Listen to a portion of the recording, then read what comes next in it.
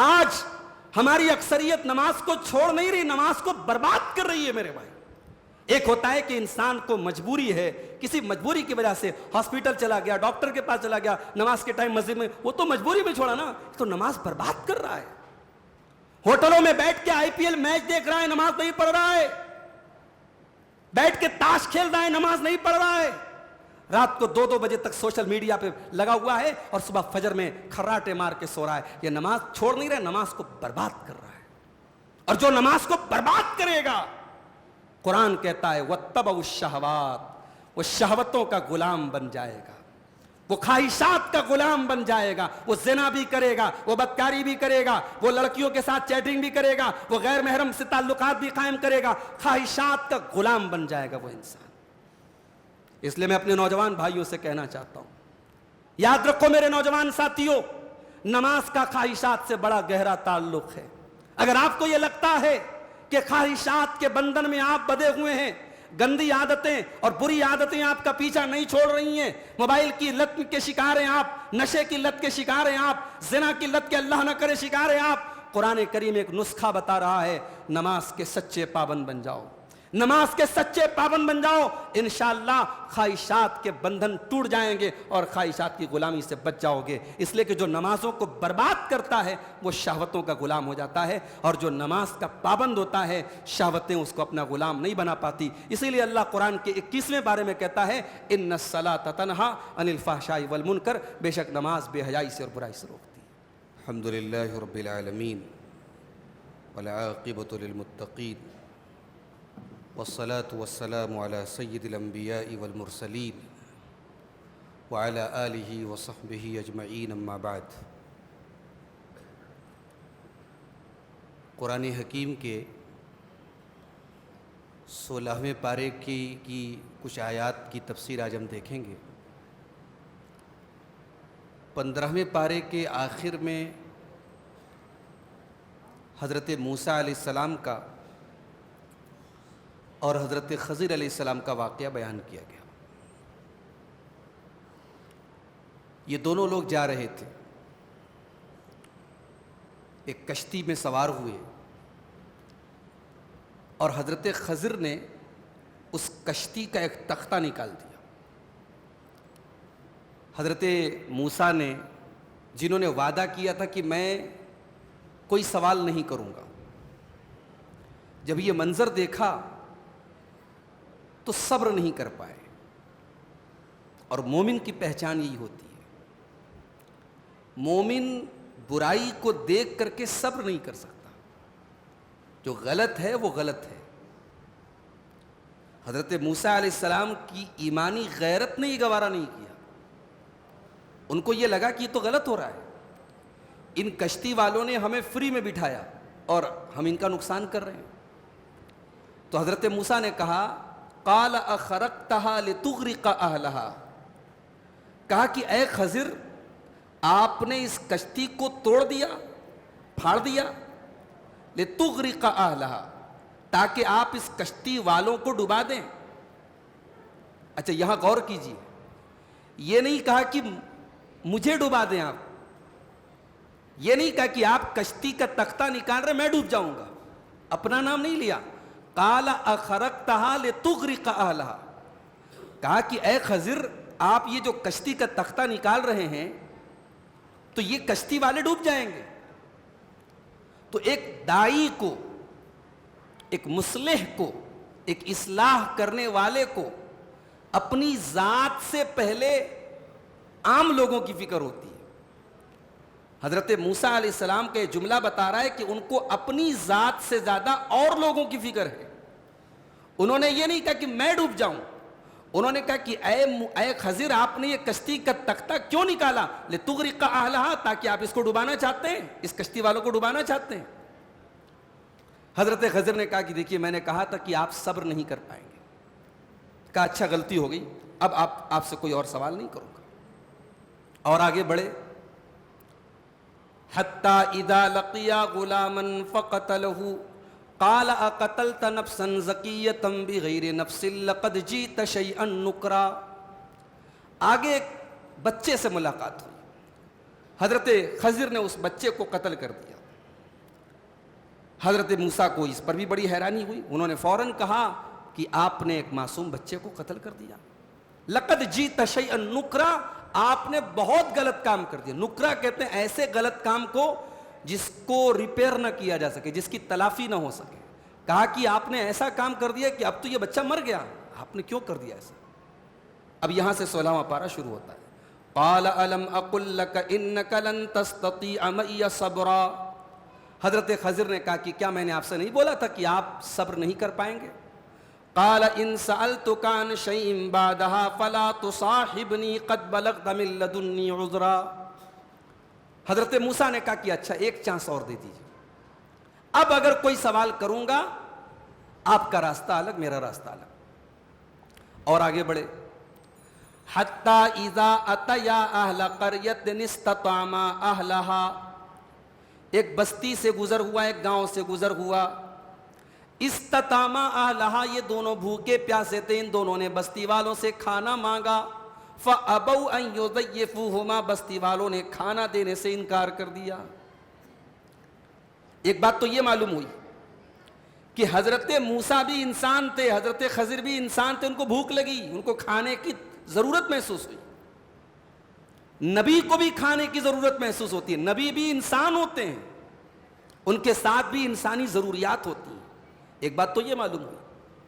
اور دوسری بات یہ پتہ چلی کہ وہ بستی والے بڑے کنجوس تھے.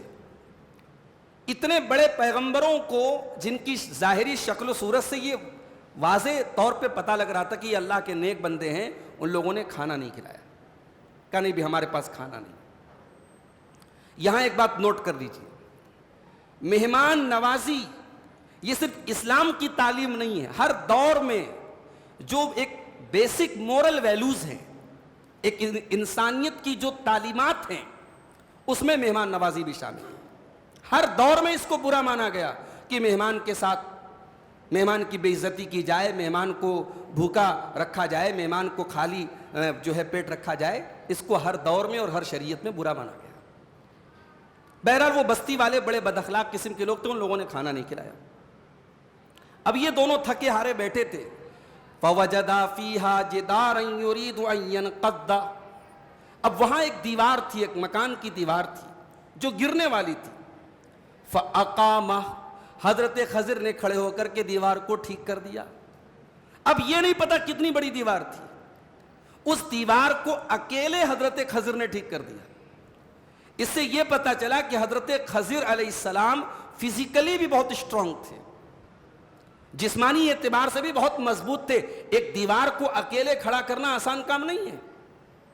اس میں ہمارے نوجوانوں کے لیے ایک سبق ہے کہ جسمانی اعتبار سے بھی مضبوط بنو. اور ظاہر ہے جو جسمانی اعتبار سے مضبوط بنے گا وہ گٹکھا تو نہیں کھائے گا, وہ تمباکو تو نہیں استعمال کرے گا, وہ اسموکنگ تو نہیں کرے گا. اسموکنگ کر کے اور گٹکھے کھا کر کے اور نشے کا استعمال کر کے یہ طاقت تو آپ کے اندر نہیں آ سکتی کہ آپ دیوار خود سے ٹھیک کر سکیں. حضرت خضر نے وہ دیوار سیدھی کر دی. اب حضرت موسیٰ جو وعدہ کر چکے تھے اب نہیں بولوں گا, لیکن غصے میں بھرے پڑے تھے, یہ دیکھ کر کے صبر نہیں ہوا. کہا کہ لو شئت لاتخذت علیہ اجرا, اگر آپ چاہتے تو اس کام کی کچھ اجرت لے لیتے. اس سے یہ پتا چلا کہ ضروری نہیں ہے کہ اگر میں کوئی سروس آپ کو دے سکتا ہوں تو میں والنٹیری ہی دوں. اپنی سروس پر انسان ایک مناسب اجرت لے سکتا ہے, ایک مناسب اس کی مزدوری لے سکتا ہے. ہر سروس فری ہو ضروری نہیں ہے. خاص طور سے جب سامنے والے ایسے بد اخلاق اور بدتمیز ہوں تو ان کو فری سروس دینا تو بیکار ہے. حضرت موسیٰ نے کہا کہ آپ کو اس پر پیسہ لے لینا چاہیے تھا. حضرت خضر نے کہا ذا فراق بینی و بینک, اب بس آپ کی لمٹ پوری ہو گئی. 3 بار آپ کی بات تھی, 3 بار آپ نے جو ہے سوال کر دیا, بول پڑے آپ, بات ختم ہو گئی. اب میں بتاتا ہوں کہ میں نے 3 کام کیوں کیا. اما السفینۃ فکانت لمساکین یعملون فی البحر فاردت ان اعیبها وکان وراءہم ملک یاخذ کل سفینۃ غصبا. کہا کہ وہ جو کشتی تھی, آگے ایک ظالم بادشاہ تھا, میں نے کشتی کے اندر اس کے ایک تختے کو اس لیے نکالا تاکہ دور سے ہی معلوم ہو جائے کہ کشتی بڑی ٹوٹی پھوٹی ہے, اور بادشاہ اس کشتی کے بارے میں بے فکر ہو جائے کہ اس کشتی میں مجھے کچھ ملے گا نہیں ملے گا، اس کشتی کو لوٹنے کا کام وہ نہ کرے. اور وہ کشتی کچھ غریب لوگوں کی تھی. اس سے یہ پتا چلا کہ غریب صرف اسی کو نہیں کہتے جس کے پاس کچھ نہ ہو. ہمارے یہاں غریب کی ڈیفینیشن کیا ہے؟ اگر کسی کے پاس مکان ہے تو وہ غریب نہیں ہو سکتا. کسی کے پاس اگر اچھا کپڑا وہ پہن رہا ہے تو صاحب وہ غریب نہیں ہو سکتا. یہ غریب کی ڈیفینیشن نہیں ہے. جو بھی انسان اپنی ضروریات پوری نہ کر سکے، اپنی بیسک نیڈز پوری کرنے کی اس کے پاس کیپیسٹی نہ ہو، وہ مسکین اور غریب ہے. ان لوگوں کے پاس کشتی تھی مگر غریب تھے. اور یہ بھی پتا چلا کہ اگر کسی دوسرے کے مال میں کسی بڑے نقصان سے بچانے کے لیے آپ کو کوئی کام کرنا پڑے، کوئی چھوٹا نقصان کرنا پڑے تو کیا جا سکتا ہے. کسی کے گھر میں آگ لگی ہے، اب پورا گھر جل رہا ہے. اب اس آگ سے گھر کو بچانے کے لیے آپ اس گھر کے مالک کی پرمیشن نہیں لینے جائیں گے کہ صاحب آپ کے گھر میں آگ لگی رہی، میں بجھا دوں کہ نہ بجھا دوں، میں آپ کے بچے کو نکال لوں کہ نہ نکال لوں.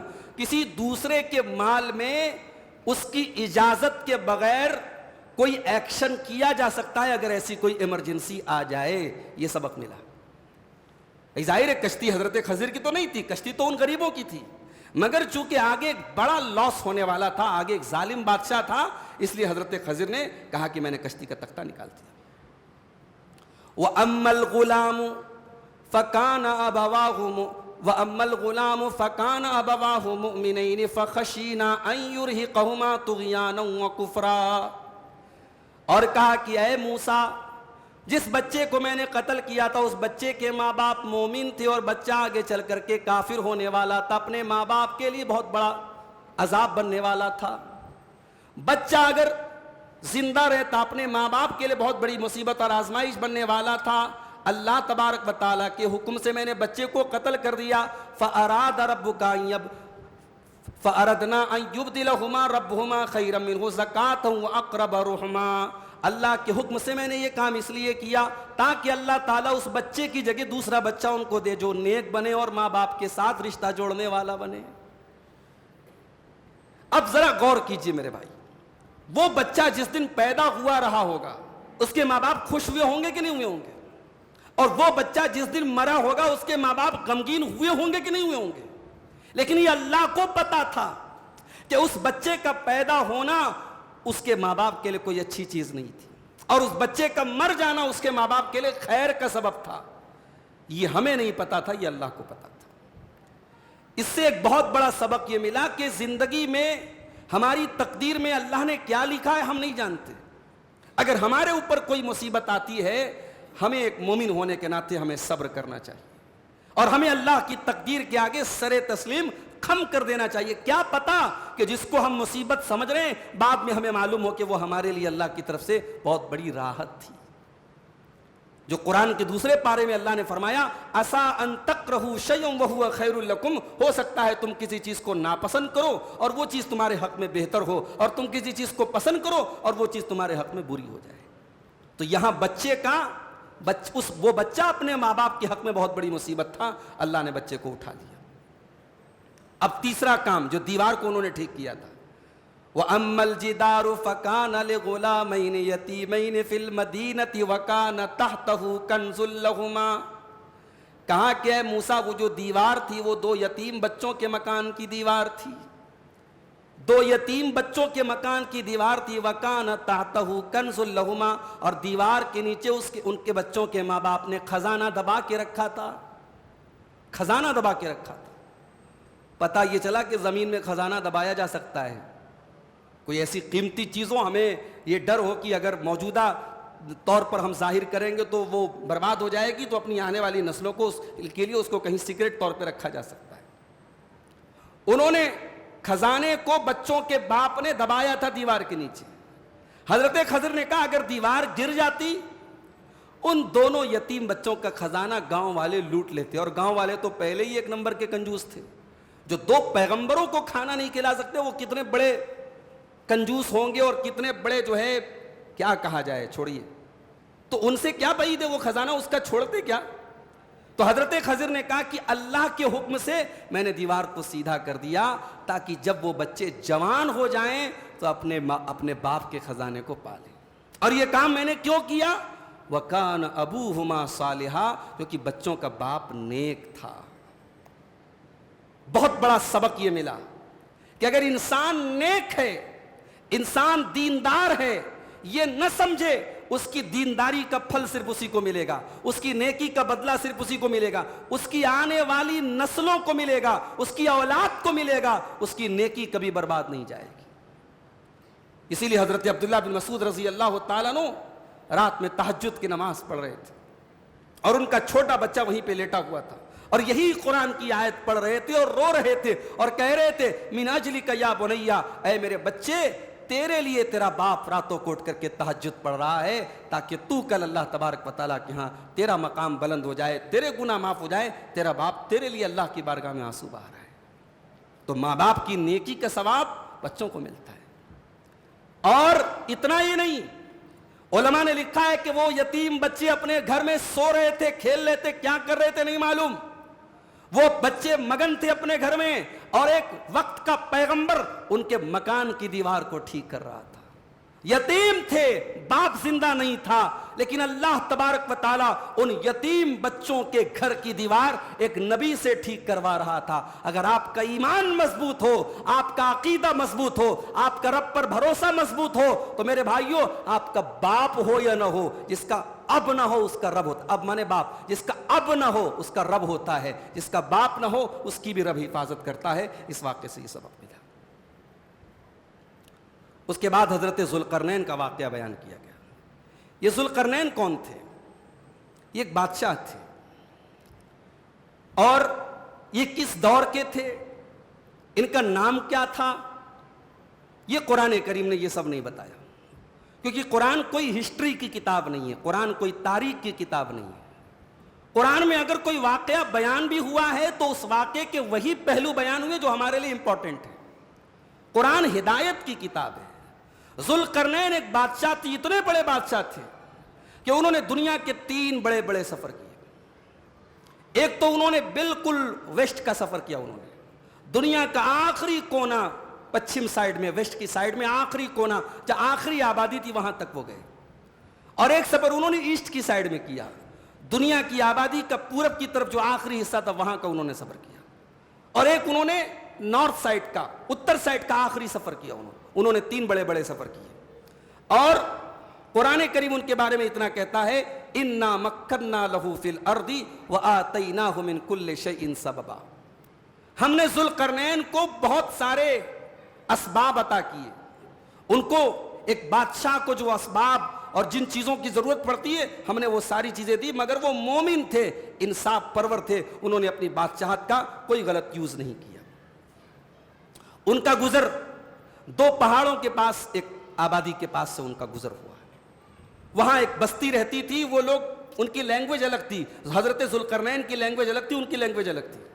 انہوں نے ٹرانسلیٹر کے ذریعے حضرت ذوالقرنین سے کہا کہ اے ذوالقرنین آپ بہت بڑے بادشاہ ہیں، یاجوج ماجوج نام کی ایک ظالم قوم ہماری بستی میں آتی ہے، ہمیں لوٹتی ہے، مارتی ہے، چلی جاتی ہے اور پہاڑوں کے اس پار چلی جاتی ہے. ہم چاہتے ہیں کہ آپ ہمارے اور ان کے بیچ میں ایک بہت بڑا بیریئر کھڑا کر دیں، ایک دیوار کھڑی کر دیں تاکہ یہ یاجوج اور ماجوج ہمارے اوپر حملہ نہ کر سکیں.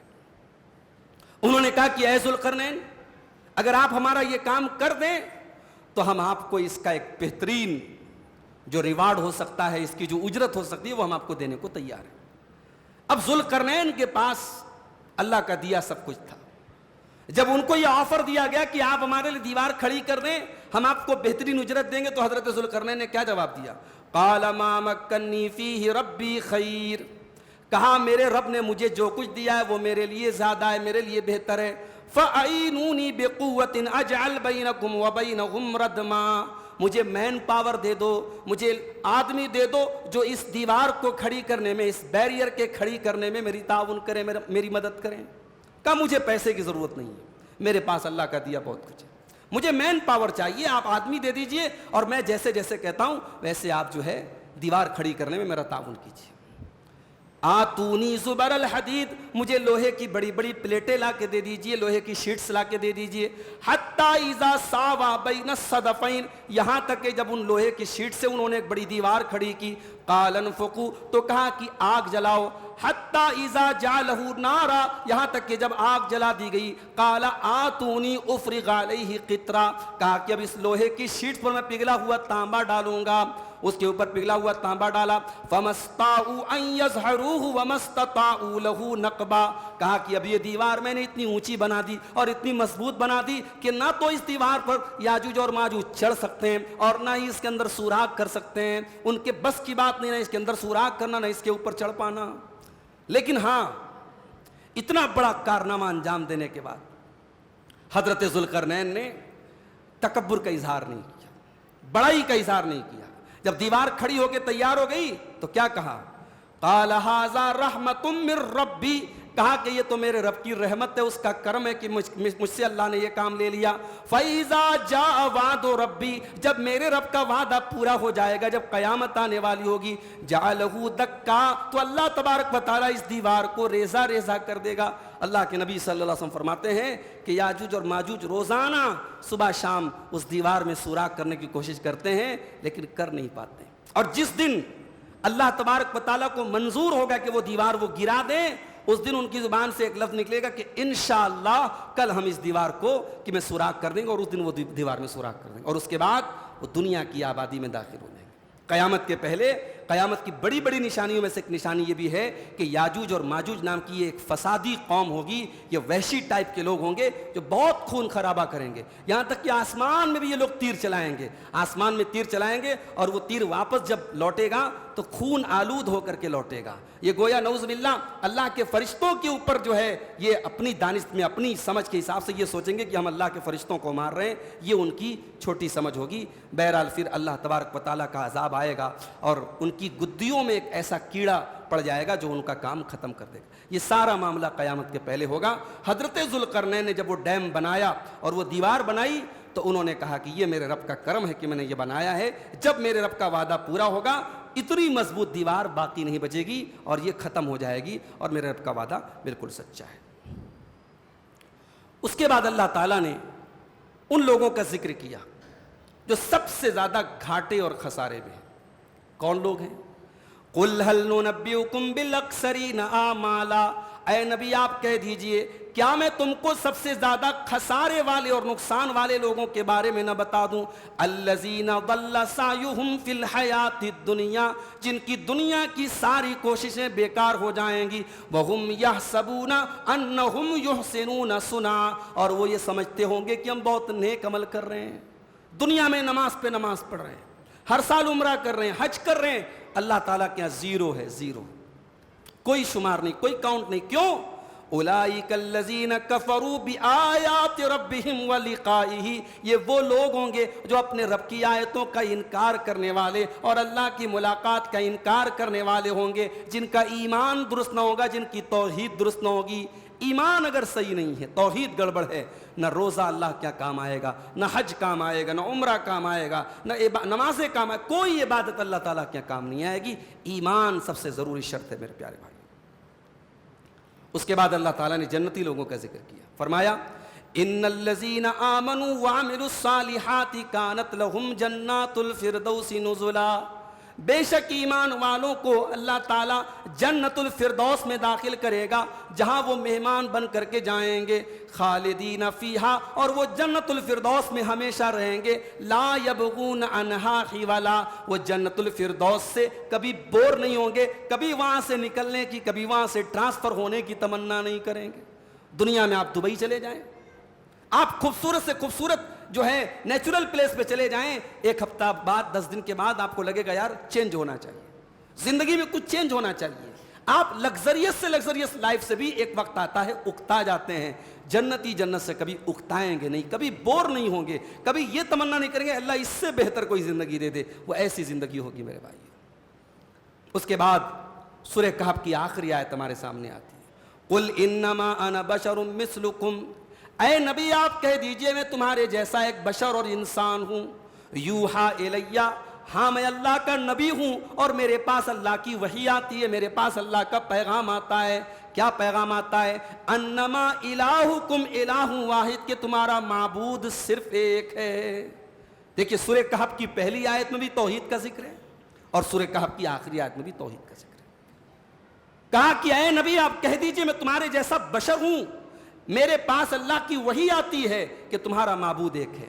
فمن کان یرجو لقاء ربہ, تو جو اپنے رب سے ملاقات کرنا چاہتا ہے, جو اپنے رب سے ملنا چاہتا ہے, فلیعمل عملا صالحا ولا یشرک بعبادت ربہ احدا, وہ دو کام کر لے. پہلا کام تو یہ کرے کہ جو عمل کرے وہ عمل صالح کرے, نیک عمل کرے. اللہ نے یہ نہیں کہا صرف عمل کرے, اللہ نے کہا نیک عمل کرے. اللہ کیا کوانٹیٹی نہیں, اللہ کیا کوالٹی چاہیے. آپ کا عمل نیک کب ہوگا؟ جب آپ کا عمل ریاکاری سے پاک ہوگا, جب آپ کے عمل میں اخلاص ہوگا اور آپ کا عمل جناب محمد رسول اللہ صلی اللہ علیہ وسلم کے طریقے کے مطابق ہوگا. یہ دو کنڈیشن جب تک عمل کے اندر نہیں ہے, آپ کا عمل, ہمارا عمل, عمل صالح نہیں ہو سکتا. تو اللہ کہہ رہا ہے جس کو جنت میں جانا ہے, جس کو رب سے ملاقات کرنا ہے, وہ دو کام کر لے. پہلا کام فَلْيَعْمَلْ عَمَلًا صَالِحًا, عمل کرے تو نیک عمل کرے, اور دوسرا کام یہ کرے وَلَا يُشْرِكْ بِعِبَادَةِ رَبِّهِ أَحَدًا, اپنے رب کی عبادت میں کسی کو شریک نہ کرے.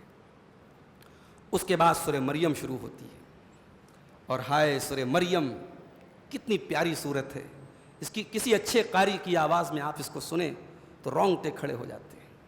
اس کا جو ریدم ہے, اس کا جو اس کی آیتوں میں جو ایک تناسب ہے, بہت خوبصورت ہے. اس کو پڑھیے, آپ کسی اچھے قاری کی آواز میں سنیے, آپ کو ایک الگ لذت محسوس ہوگی. سورہ مریم کی شروع میں حضرت زکریہ علیہ السلام کا ذکر کیا اللہ نے. زکریہ علیہ السلام کو اولاد نہیں تھی, 70 سال 80 سال ہو گئے, عمر ہو گئی, اولاد نہیں تھی. اب دعا کر رہے ہیں, 80 سال عمر ہو گئی, عام طور سے دنیاوی اعتبار سے اب اولاد کے حصول کی عمر نکل چکی ہے, مگر زکریہ علیہ السلام دعا کر رہے ہیں. کیسے دعا کر رہے ہیں؟ ذکر رحمت ربک عبدہ زکریا اذ نادى ربه نداء خفيا قال رب انی وهن العظم منی واشتعل الراس شیبا ولم اکن بدعائک رب شقیا. یاد کرو میرے بندے زکریا کو, اذ نادى ربه نداء خفيا, جب زکریا اپنے رب سے چپکے چپکے دعا کر رہا تھا. یہ چپکے چپکے کیوں دعا کر رہے تھے؟ یہ چپکے چپکے دعا اس لیے کر رہے تھے کہ دنیا مذاق نہ اڑائے کہ صاحب 80 سال کے بڑے میاں اللہ سے بیٹا مانگ رہے ہیں. ایک تو مقصد یہ تھا, اور دوسرے مقصد چپکے چپکے دعا کرنے کا یہ بھی ہے کہ جب انسان اکیلے میں تنہائی میں چپکے چپکے دعا کرتا ہے تو اس میں اخلاص زیادہ ہوتا ہے, اس میں للہیت زیادہ ہوتی ہے. تو دعا کر رہے ہیں. اب دعا مانگنے کا انداز دیکھو میرے بھائی, کہتے ہیں انی وہن العظم منی, اے اللہ میری ہڈیاں پرانی ہو گئیں, وہ سیدھا ہو گئیں. واشتعل الراس شیبا, میرے بال سفید ہو گئے, بال پک گئے. ولم اکن بدعائک رب شقیا, لیکن میں تجھ سے دعا کرنے سے مایوس نہیں ہوا. اللہ کے سامنے اپنی کمزوری بیان کیا کرو میرے بھائی. اللہ کو بندہ پسند ہے جو اپنی کمزوری بیان کرے, اپنے دکھڑے بیان کرے. اللہ سے دعا مانگنے کا ایک سلیقہ یہ بھی ہے کہ انسان اپنی کمزوری, اپنی لاچاری اور اپنی بے بسی کو وسیلہ بنائے. یہاں زکریا علیہ السلام اپنے بڑھاپے کا ذکر کر کے, اے اللہ بوڑھا ہو گیا ہوں, ہڈیاں کمزور ہو گئیں, بال پک گئے, لیکن اے اللہ تجھ سے دعا مانگنا میں نے نہیں چھوڑا. وَإِنِّي خِفْتُ الْمَوَالِيَ مِنْ وَرَائِي وَكَانَتِ امْرَأَتِي عَاقِرًا فَهَبْ لِي مِن لَّدُنكَ وَلِيًّا.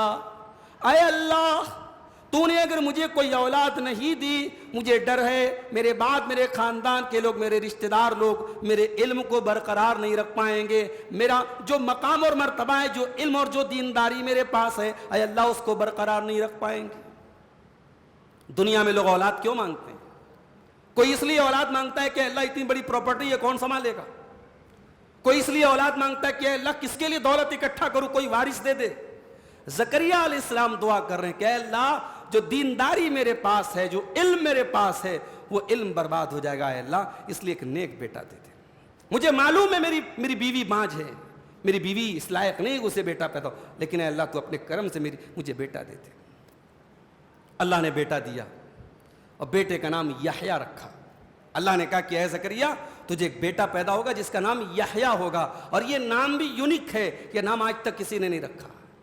اس سے یہ پتا چلا کہ بچے کا یونیک نام رکھا جا سکتا ہے، پورے کرنول میں پورے گڈھے پہ وہ نام کسی نے نہ رکھا، وہ رکھ سکتے ہو، مگر نام اچھا ہونا چاہیے۔ یہ یونیک رکھنے کے چکر میں آج کل بڑے الٹے سیدھے پاکستانی سیریلز کو دیکھ کے لوگ نام رکھ رہے ہیں، ٹرکش نام رکھ رہے ہیں، نام کا کچھ عطا پتہ نہیں۔ اچھا پوچھو بھائی یہ نام کہاں سے رکھا؟ بولے مولوی صاحب انٹرنیٹ سے دیکھ کے رکھا۔ اب یہ صاحب انٹرنیٹ کب سے معتبر ہو گیا بھائی؟ انٹرنیٹ پر الا بلا دنیا بھر کی ویب سائٹیں موجود ہیں، جس لفظ کا عربی زبان میں کوئی وجود نہیں اس کے معنی جو ہے نیٹ پر موجود ہے۔ صاحب خوبصورت لڑکی، قسمت والی لڑکی، قسمت والا لڑکا، آدمی پھٹ سے رکھ دیتا صاحب میرا بیٹا قسمت والا بن گیا۔ تو نام آپ علماء سے پوچھ کے رکھیں، جن کو عربی زبان آتی ہے ان سے پوچھ کے رکھیں، جو جانکار لوگ ہیں۔ انٹرنیٹ کوئی اوتھینٹک چیز نہیں، انٹرنیٹ پر تمام دنیا بھر کی فالتو ویب سائٹیں موجود ہیں۔ اس کے بعد حضرت مریم کا ذکر کیا اللہ نے۔ حضرت مریم اللہ کی نیک بندی تھیں، دن رات عبادت کرتی تھی، بیت المقدس کے اندر رہتی تھی۔ حضرت جبریل علیہ السلام انسان کی شکل میں ان کے پاس آئے۔ قالت انی اعوذ بالرحمن منک ان کنت تقیا۔ حضرت مریم اپنے حجرے میں اپنے کمرے میں اللہ کا ذکر کر رہی تھی، حضرت جبریل انسانی شکل میں آئے، مریم دیکھ کے گھبرا گئی اور کہنے لگی خبردار مجھ سے دور رہنا، اگر تو اللہ سے ڈرتا ہے میرے پاس مت آنا، ان کنت تقیا، اگر تو متقی ہے واقعی میں اللہ کا ڈر ہے تیرے اندر، میرے قریب مت آنا۔ قال انما انا رسول ربک۔ حضرت جبریل نے کہا گھبرائیے مت، میں انسان نہیں ہوں، میں اللہ کا فرشتہ ہوں، اور میں آپ کو خوشخبری سنانے آیا ہوں، آپ کو بیٹا ہونے والا ہے۔ قالت انا یکون لی غلام ولم یمسسنی بشر ولم اک بغیا۔ حضرت مریم نے کہا مجھے بیٹا ہوگا، مجھے آج تک کسی بشر نے ٹچ نہیں کیا، اور نہ میں کوئی بچلن عورت ہوں، تم کیا بات کرو مجھے بیٹا ہوگا، کیا کہنا چاہتے ہو؟ قال کذالک قال ربک هو علی حی۔ کہا کہ اے مریم جب اللہ کا حکم ہے تو کیوں، کب اور کیسے، یہ تو کوسچن ہی نہیں پیدا ہوتا۔ قال کذالک، اللہ تعالیٰ ہر شے پر قادر ہے اور اللہ کے لیے بہت آسان ہے، تجھے بیٹا پیدا ہوگا۔ آج عیسیٰ علیہ السلام بغیر باپ کے پیدا ہوئے، عیسائی لوگ کہتے ہیں صاحب بغیر باپ کے کوئی اور نبی کیوں نہیں پیدا ہوا؟ ہمارے نبی بغیر باپ کے پیدا ہوئے کیونکہ ان کا باپ کون تھا؟ نعوذ باللہ اللہ تھا۔ ارے ہم سے پوچھو نا، تم عیسیٰ علیہ السلام کی پیدائش پر حیرت کا اظہار کرتے ہو، ہم تو آدم علیہ السلام کو ان سے بھی زیادہ حیرت ناک سمجھتے ہیں، ان کی تو نہ ماں تھی نہ باپ تھا۔ اگر اللہ تبارک و تعالیٰ ڈائریکٹ بغیر باپ اور بغیر ماں کے آدم کو پیدا کر سکتا ہے، اور بغیر کسی عورت کے شامل ہوئے صرف ایک مرد کے ذریعے آدم کے ذریعے حوا کو پیدا کر سکتا ہے، تو وہ اللہ بغیر باپ کے عیسیٰ کو بھی پیدا کر سکتا ہے۔ تو حضرت عیسیٰ کی ماں تھی حضرت مریم۔ اب جب بچے کی پیدائش کا ٹائم آیا، جو لیبر پین ہوتا ہے، جو درد ذہ ہوتا ہے، فَأَجَاءَهَا الْمَخَاضُ إِلَى جِذْعِ النَّخْلَةِ، جب یہ درد ان کو اٹھا تو اس بیت المقدس سے باہر نکلی اور ایک کھجور کے پیڑ کے پاس پہنچی، اور مارے درد کی اور مارے غم کے مریم کی زبان سے ایک جملہ نکلا، قالت یا لیتنی مت قبل ھذا وکنت نسیا منسیا، اے کاش میں مر گئی ہوتی، میرا نام لینے والا کوئی نہ ہوتا، میں بھولی بسری ہو چکی ہوتی۔ ایک پاک دامن عورت، ایک شریف عورت اپنے کردار اور کیریکٹر پر بدکاری کا دھبا لگنے سے پہلے مرنا پسند کرتی ہے میرے بھائی۔ مریم کی زبان سے مرنے کی دعا نکلی۔ مرنے کی دعا تو اسلام میں جائز نہیں ہے نا، اللہ کے نبی نے منع کیا کہ کوئی مرنے کی دعا نہ کرے۔ کبھی زندگی میں بہت پریشانی آ جائے تو اللہ سے یہ دعا کرو کہ اے اللہ جب تک زندگی میرے حق میں بہتر ہے مجھے زندہ رکھ، اور جب میرے لیے موت بہتر ہو اٹھا لے مجھے، یہ دعا کر سکتے ہو آپ، موت کی تمنا نہیں کر سکتے۔ مگر یہاں مریم کی پاک دامنی دیکھو میرے بھائی، کنواری مریم ہے، پاک دامن مریم ہے، اور بچے کی پیدائش کا ٹائم آیا تو زبان سے یہ آرزو نکلتی ہے، یا لیتنی مت قبل ھذا، اے کاش میں مر گئی ہوتی، وکنت نسیا منسیا، اور کوئی میرا نام لینے والا نہ ہوتا۔ فناداہا من تحتیا اللہ تحزنی، اللہ کے فرشتے نے ان کو پکارا کہ اے مریم تم گھبراؤ نہیں، تم غمگین نہ ہو، قد جعل ربک تحتک سریا، اے مریم ذرا دیکھو اللہ تعالیٰ نے تمہارے نیچے نہر جاری کر دی۔ اگر ہاجرہ کے لیے اللہ نے زمزم کا انتظام کیا تھا تو یہاں حضرت مریم کے لیے اللہ نے نہر کا انتظام کر دیا. مریم کو پیدائش ہونے والی ہے, ان کو پانی کی کمی نہ ہو جائے, ان کو جو ہے ڈی ہائیڈریشن کی شکار نہ ہو جائیں, ان کے لیے اللہ نے نہر جاری کر دی. کہا مریم تیرے نیچے نہر جاری ہوگی. وَهُزِّي إِلَيْكِ بِجِذْعِ النَّخْلَةِ تُسَاقِطْ عَلَيْكِ رُطَبًا جَنِيًّا.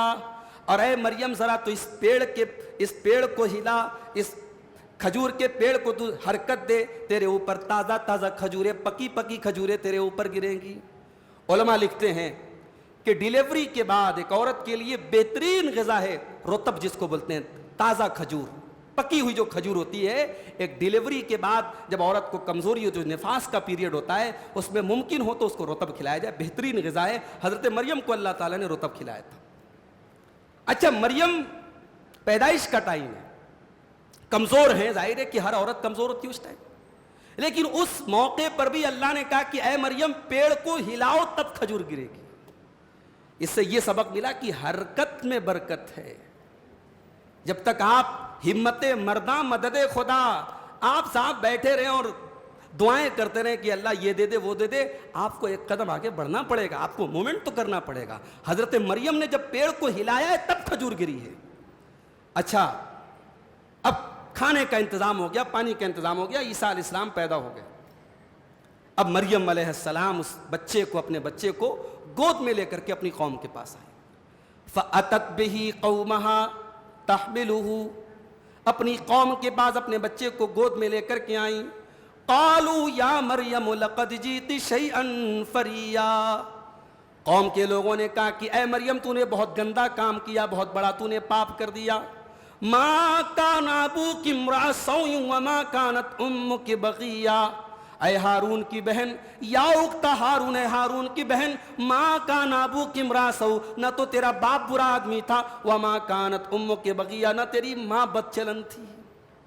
یہ تین رشتے جو ہوتے ہیں نا, ایک لڑکی کے کیریکٹر کو بنانے اور سنوارنے میں اس کا بڑا کردار ہوتا ہے. لڑکی کا بھائی کیسا ہے, لڑکی کی ماں کیسی ہے, لڑکی کا باپ کیسا ہے. یہ تریکون ہے, یہ ٹرائنگل ہے. یہ تین رشتے اگر گڑبڑ ہیں تب لڑکیاں گڑبڑ ہوں گی. اور اگر بھائی نیک ہے, باپ شریف ہے اور ماں پاک دامن ہے, تو اس کے بعد اب تقدیر میں لکھا ہو بیٹی کا کیریکٹر لیس ہونا تو الگ بات ہے, ورنہ لڑکی ان تین رشتوں کے پاک دامن ہونے کے بعد لڑکیاں عام طور سے خراب نہیں ہوتی. آج ہمارے یہاں صاحب اس پر تو بڑی تقریر ہوتی ہے کہ صاحب ہماری قوم کی بچیاں یہ کر رہی ہیں وہ کر رہی ہیں, اس پر بھی تو غور کرو, لڑکی کا بھائی کیسا ہے. معاف کرنا, آج ہمارے یہاں اس معاملے میں بڑی ناانصافی ہوتی ہے. جو لوگ اپنی لڑکیوں پر بڑی نظر رکھتے ہیں وہ لڑکوں کے 100 خون معاف کر کے بیٹھے ہیں. لڑکیوں کے پاس موبائل نہیں ہونا چاہیے, لڑکیاں رات میں کس سے بات کر رہی ہیں نظر رکھ رہے ہیں, بہت اچھی بات ہے بھائی, اور لڑکا کیا کر رہا ہے کوئی فرق نہیں پڑتا. 2 بجے رات تک کس کے ساتھ لگا ہے کوئی فرق نہیں پڑتا. یہ تین رشتے ہیں, لڑکی کا بھائی, لڑکی کی ماں, لڑکی کا باپ, یہ تین رشتے اگر صحیح ہے تو لڑکیاں صحیح ہوں گی, اگر یہ تین گڑبڑ ہیں تو لڑکیاں بھی گڑبڑ ہوں گی. کہا کہ اے ہارون کی بہن, ان کے بھائی کا نام ہارون تھا, کہا ہارون کی بہن, تیرا بھائی ہارون ایک انسان ہے, تیرا باپ نے ایک آدمی ہے, تیری ماں شریف ہے, تو کیسے بدچلن نکل گئی. اللہ نے منع کیا تھا, مریم بولنا نہیں, مریم بولی نہیں, بچے کی طرف اشارہ کر دیا. قالوا کیف نکلم من کان فی المہد صبیا, کہا کہ ہم اس بچے سے کیسے بات کریں جو گود کا بچہ ہے, جو دودھ پیتا بچہ ہے, اس سے کیا بات کریں. کہا مریم تو بتا, تو یہ دھبا کہاں سے لے کے آئی, تو یہ پاپ کہاں سے لائی. جب ایک پاک دامن ماں کے اوپر زنا کی تہمت لگی, اللہ نے اس ماں کی بے گناہی کو ثابت کرنے کے لیے اس کے دودھ پیتے بچے کو زبان دے دی. اور حضرت مریم کی گود کا وہ بچہ جسے دنیا عیسیٰ ابن مریم کے نام سے جانتی ہے, وہ بچہ اپنی ماں کی گود سے بولا, قال انی عبد اللہ آتانی الکتاب وجعلنی نبیا وجعلنی مبارکا اینما کنت واوصانی بالصلاۃ والزکاۃ ما دمت حیا. کہو لوگوں کان کھول کر کے سن لو, میں عیسیٰ ہوں, میں اللہ کا بندہ ہوں. ایک عجیب بات بتاؤں آپ کو, عیسائی کہتے ہیں صاحب ہم لوگ عیسیٰ علیہ السلام کو مانتے ہیں, we are Christian, we follow Jesus Christ, ہم عیسیٰ مسیح کو مانتے ہیں. ان سے پوچھو ارے تم کون سے عیسیٰ کو مانتے ہو؟ جو عیسیٰ دنیا میں پیدا ہونے کے بعد سب سے پہلا لفظ اس کے منہ سے نکلا انی عبداللہ, میں اللہ کا بندہ ہوں، تم اس عیسیٰ کی پہلی بات نہیں مانتے، تم کہتے ہو عیسیٰ سن آف گاڈ ہے، اللہ کا بیٹا ہے۔ عیسیٰ پہلا جملہ کہہ رہا ہے میں اللہ کا بندہ ہوں، اور تم اس کو اللہ کا بیٹا مانتے ہو۔ جس عیسیٰ کی تم پہلی بات نہیں مانتے، تم کون سے کرسچن ہو؟ تم نہیں مانتے ہو اس کو، عیسیٰ علیہ السلام۔ پہلا جملہ ان کے منہ سے نکلا میں اللہ کا بندہ ہوں، اللہ نے مجھے نبی بنایا ہے، اللہ نے مجھے کتاب دی ہے، اور اللہ نے مجھے برکت والا بنایا ہے۔ اچھا برکت والا کیسے بنایا ہے؟ آدم کے بیٹوں میں کسی کو اتنی لمبی عمر نہیں ملی جتنی عیسیٰ علیہ السلام کو ملی۔ کون سا سن چل رہا ہے بھائی؟ 2024، اور ابھی کب آئیں گے حضرت عیسیٰ نہیں پتا، قیامت کے پہلے آئیں گے۔ 2024 سال دنیا سے ان کو اللہ نے زندہ اٹھایا ہے، یعنی ابھی بھی وہ زندہ ہیں، اور اکلوتے نبی ہیں جن آسمان پر جن کو زندہ رکھا گیا ہے، اور ابھی وہ دنیا میں آئیں گے، اس کے بعد ان کی نیچرل ڈیتھ ہوگی۔ اتنی لمبی عمر آدم کے بیٹوں میں سے کسی کو نہیں دی گئی۔ وَجَعَلَنِي مُبَارَكًا، میں برکت والا اللہ نے مجھے بنایا ہے، اور مجھے نماز اور زکوٰۃ کا حکم دیا اللہ نے جب تک میں زندہ رہوں۔ وَبَرًّا بِوَالِدَتِي، اور مجھے اپنی ماں کے ساتھ اچھا سلوک کرنے والا اللہ نے بنایا ہے۔ ان کے تو باپ نہیں تھے نا، ان کی تو صرف ماں تھی۔ حضرت یحییٰ کے بارے میں تھا کہ وہ اپنے ماں باپ کے ساتھ اچھا سلوک کریں گے، مگر حضرت عیسیٰ کی تو صرف ماں تھی، تو انہوں نے کہا میں اپنی ماں کے ساتھ اچھا سلوک کروں گا، اللہ نے مجھے اس کا حکم دیا ہے۔ تو یہ عیسیٰ علیہ السلام ہے۔ اس کے بعد ابراہیم علیہ السلام کا ذکر کیا گیا۔ ابراہیم علیہ السلام اپنے باپ کو سمجھاتے ہیں۔ اب دیکھو، چھوٹا بڑا چھوٹے کو سمجھائے تو ظاہر ہے کہ سمجھانے کا بہت سا انداز ہو سکتا ہے، لیکن جب چھوٹا بڑے کو سمجھائے تو بڑی پرابلم ہے۔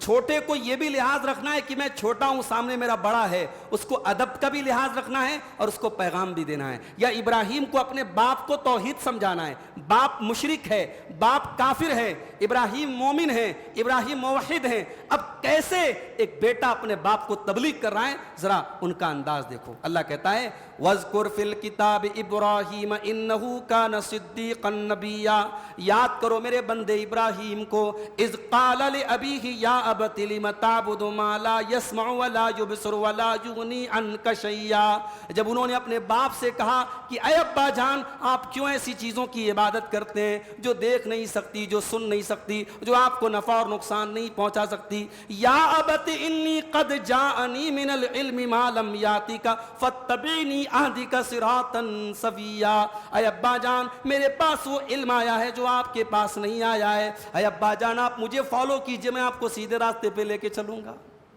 یہ نہیں کہا کہ میں عالم ہوں آپ جاہل ہیں۔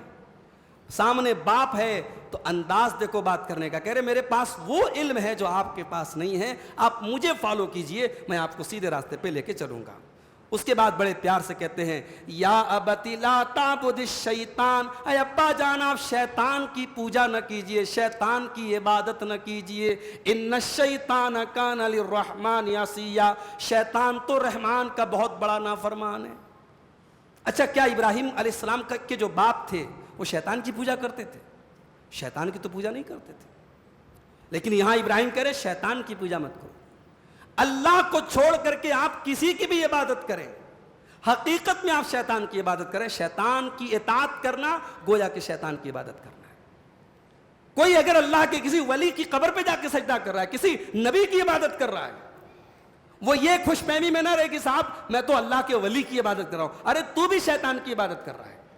جو بھی شرک کرتا ہے وہ شیطان کی عبادت کرتا ہے، اور قرآن کریم کی آیت سے یہ ثابت ہوتا ہے۔ کہا لا تعبد الشیطان، ابا جان شیطان کی عبادت مت کیجیے۔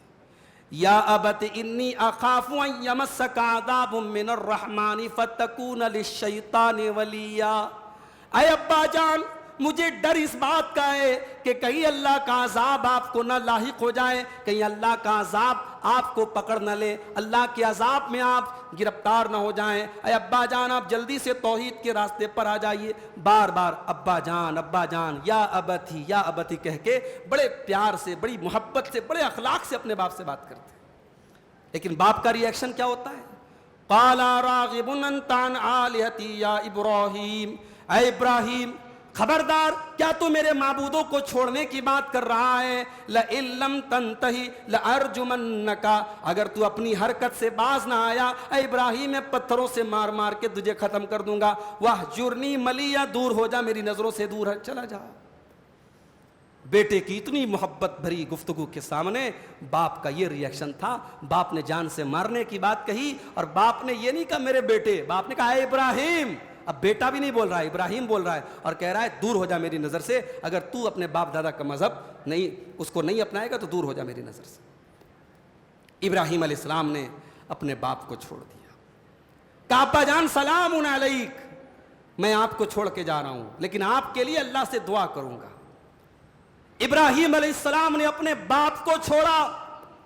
اللہ کی توحید کے لیے جب کوئی کسی کو چھوڑتا ہے, سبق یاد کر لو میرے بھائی, اللہ کے نبی کی حدیث بھی ہے من ترک شیئا للہ, جب اللہ تعالیٰ کے لیے کوئی بندہ کوئی چیز چھوڑتا ہے اللہ اس کا بہترین بدلہ اس کو دیتا ہے. ابراہیم علیہ السلام نے اپنے باپ کو چھوڑا تھا, اللہ نے انہیں نبیوں کا باپ بنا دیا. ابراہیم علیہ السلام کے بعد جتنے پیغمبر آئے سب ان کی اولاد میں سے آئے. انہوں نے اپنے باپ کو چھوڑا تھا, اللہ نے ان کو آنے والے تمام نبیوں کا باپ بنا دیا. یہ ہوتی ہے اللہ کی توحید کی برکت میرے پیارے ساتھی.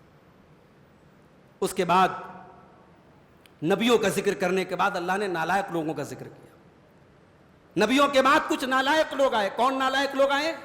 فخلف من بعدهم خلف اضاعوا الصلاة واتبعوا الشهوات فسوف يلقون غیا. نبیوں کے بعد ایسے نالائق لوگ آئے جنہوں نے نمازوں کو برباد کیا. دیکھیے نماز کو چھوڑنے کی بات نہیں کہی اللہ نے, نماز کو برباد کرنے کی بات کہی. آج ہماری اکثریت نماز کو چھوڑ نہیں رہی, نماز کو برباد کر رہی ہے میرے بھائی.